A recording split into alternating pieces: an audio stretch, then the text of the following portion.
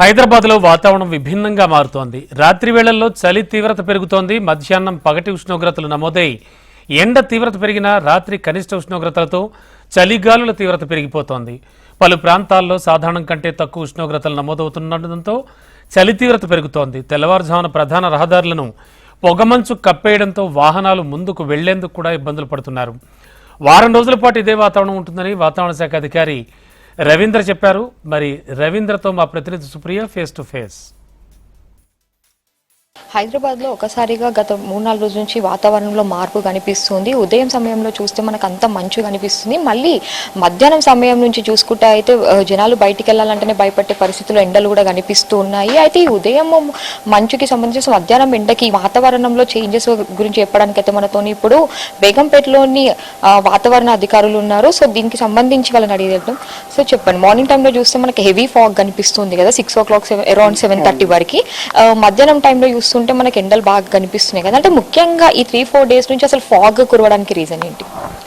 యాక్చువల్గా రాష్ట్రంలో ప్రస్తుతానికి మనకు గాలులు ఆగ్నేయ దిశ నుంచి వీస్తున్నాయి. దీంట్లో తేమ శాతం అధికంగా ఉంటుంది.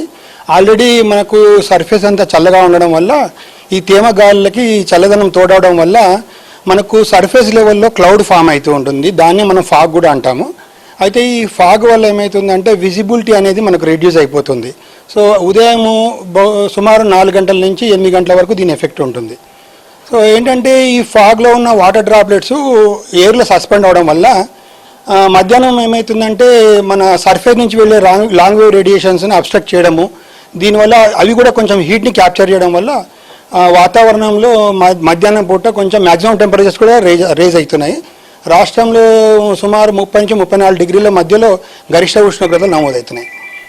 సో ఈ సిటీలో చూసుకుంటే కొన్ని ప్రాంతాల్లో అంటే ఎల్బీ నగర్, నాగోల్, ఉప్పల్ ఇలాంటి ఏరియాస్తో చూస్తే ఇంకా సిటీ శివార్లో ఎక్కువగా మనకు ఫాగ్ కురుస్తుంది కదా, అంటే ఈ సిటీ శివార్లో ఫాగ్ కురవడానికి రీజన్ ఏంటి?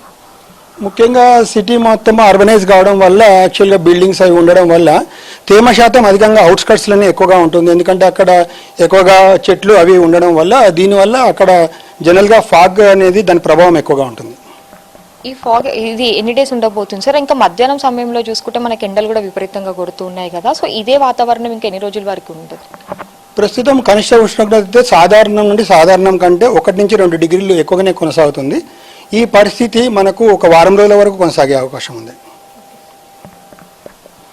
సో హైదరాబాద్లో ఈ వాతావరణ మార్పులు అయితే ఇంకా వారం రోజులకి వరకు కొనసాగుతాయని చెప్పి కూడా మనకు వాతావరణ శాఖ అధికారులు చెప్తూ ఉన్నారు. అంటే సిటీ శివార్లో కూడా ఈ ఫాగ్ అనేది మొత్తం మనకు చెట్ల వల్ల ఎక్కువగా కురుస్తుంది, అంటే నగరంలో కొంచెం బిల్డింగ్స్ ఉండడం వల్ల అది ఇంకా కొద్దిగా తక్కువగా కురుస్తుందని చెప్పి వాళ్ళు హెచ్చరిస్తున్నారు. వీడియో జర్నలిస్ట్ రామకృష్ణతో సుప్రియ, HM TV, హైదరాబాద్, బేగంపేట్.